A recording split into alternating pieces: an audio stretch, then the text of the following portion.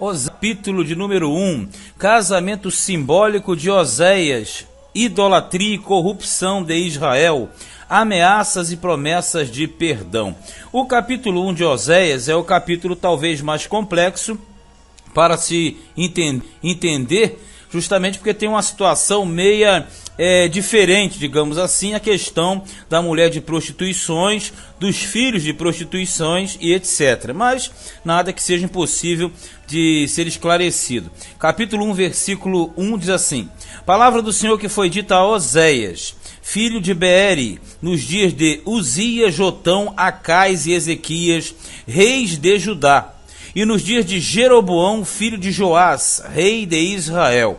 Bem, o paralelo de Oséias é o seguinte: Oséias ele profetiza para o reino do norte, para o reino de Israel, cuja capital era Samaria.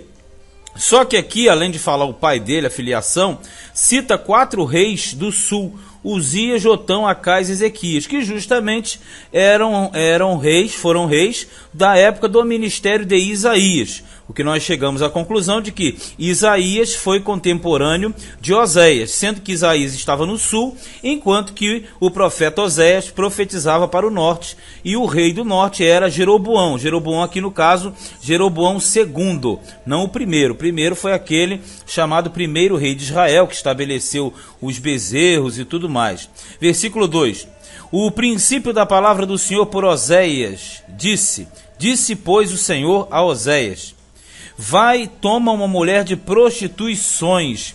Veja bem, quando a expressão tomar mulher de prostituições, na verdade essa prostituição não era aquela prostituição literalmente física. Nós devemos trabalhar em cima de mulher de prostituições. No caso aqui, era uma israelita que na verdade era adoradora de Baal. Nós devemos entender que naquele contexto o Baal era cultuado em Israel. E como Israel era na verdade o povo de Deus, a esposa do Senhor, o que Deus vai fazer? Ele induz Oséias a casar-se com uma mulher israelita de prostituições, ou seja, uma discípula, uma serva de Baal. Por isso que ele fala, e filhos de prostituição, porque senão, se ele estivesse realmente tomando uma mulher prostituta comum, ele estaria tomando a mulher já com seus filhos, e não é isso. Ele chama os filhos dele também de prostituição. Então, na verdade, não é uma situação que ela estava vivendo fisicamente, mas sim uma posição do povo. Inclusive, os filhos dele também são chamados de filho de prostituição. Aí ele fala assim, porque a terra se prostituiu, veja o paralelo, desviando-se do Senhor. Então, a grande conotação qual é? Oséias, na verdade, ele tinha que casar-se com uma mulher israelita. Essa mulher israelita dando o título de prostituições, ou seja, uma adoradora de Baal, e teria filhos de prostituição. Então, na verdade, os filhos também não seriam prostitutos. Agora, quando fala de prostituição, tem uma outra situação muito importante. Nós tínhamos a prostituição cultural, que é a prostituição física, dedicada à divindade. Isso acontecia tanto para homens quanto para mulheres, no caso deles se prostituírem nos altos, nos montes, a essas divindades, ok? Esse é um ponto. A outra situação é que a prostituição social comum, essa não era restrita dentro de Israel. Então, na verdade, vamos lá, você tinha a prostituição normal, a comum, não ligada à religião. Essa daí era livre. Isso aí não tem como tirar da Bíblia, era uma questão social.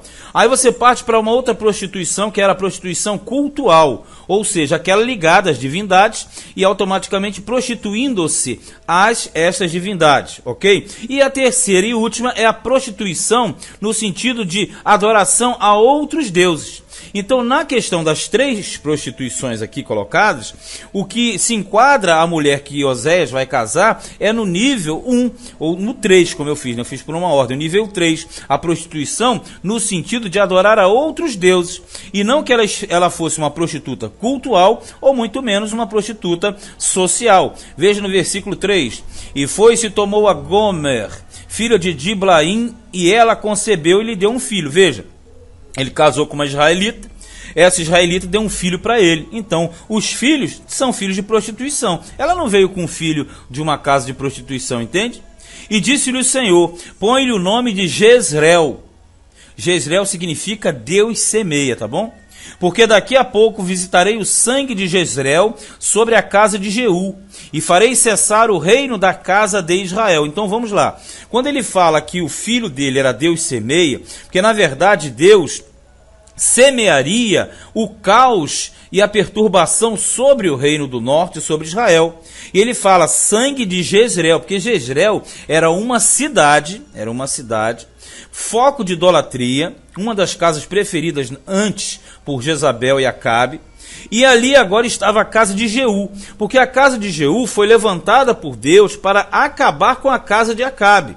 E Deus deu a Jeú quatro descendências, digamos assim, no trono. Então, na verdade, o Jeú foi o exterminador de Baal. E o Jeú aniquilou Baal, mas depois que Jeú morreu, 3 reis mais ficaram da sua linhagem, sendo que o último foi justamente esse aqui, o Jeroboão II. Então, Deus está dizendo que vai disciplinar o reino do norte pelo sangue inocente derramado. E Jezreel também você identifica como sendo o lugar do vale. Qual vale? O vale de Jezreel, que é o mesmo vale do Armagedon, que é lugar de peleja, de batalha. Então, quando ele fala Deus semeia, ou seja, ele vai semear o que? A punição.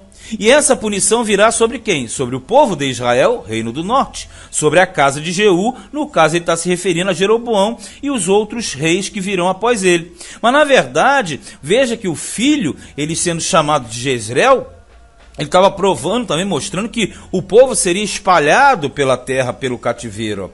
5. E será naquele dia que quebrarei o arco de Israel. O arco é quebrar o arco, quebrar a força. No vale de Jezreel. Por que o vale de Jezreel? Porque era o lugar do combate, aonde o inimigo venceria e suplantaria a Israel.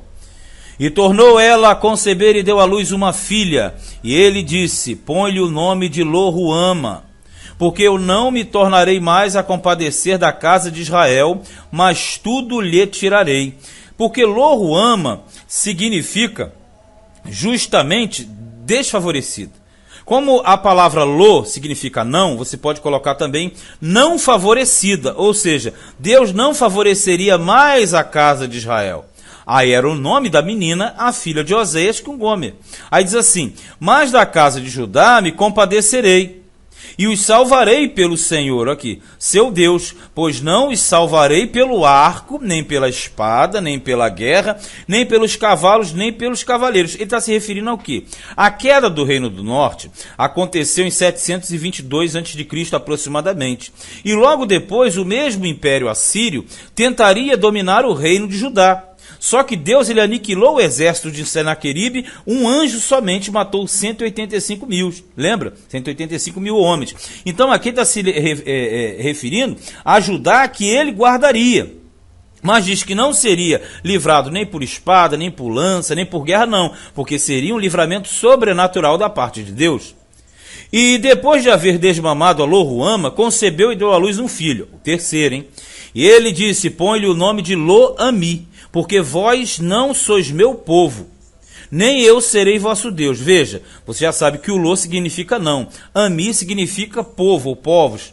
Então, na verdade, o terceiro filho significa que aquele povo seria esquecido por Deus. Não meu povo, ou seja, não é o meu povo.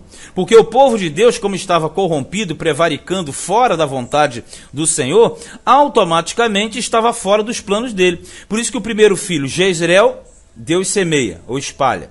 Quando você pega Lo-ruama, não favorecido. Quando você pega Lo-ami, não meu povo. Então ele está dizendo o seguinte: vou esquecer de vocês. Só que a promessa sempre termina com algo positivo. Quer ver? Aqui no 10. Ó. Todavia o número dos filhos de Israel será como a areia do mar. Quer dizer, mesmo fora da terra se multiplicaria muito, que não pode medir-se nem contar-se. E acontecerá que no lugar onde se lhes dizia: vós não sois meu povo, se lhe dirá: vós sois filhos do Deus vivo. Olha a conotação.